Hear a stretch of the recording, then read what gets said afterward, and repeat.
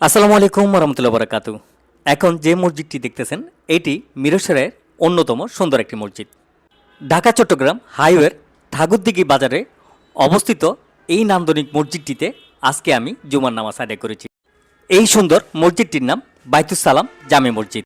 এটি ঠাকুরদিঘি বাজারের সেই বিখ্যাত ঠাকুর দিঘির পাড়ে অবস্থিত।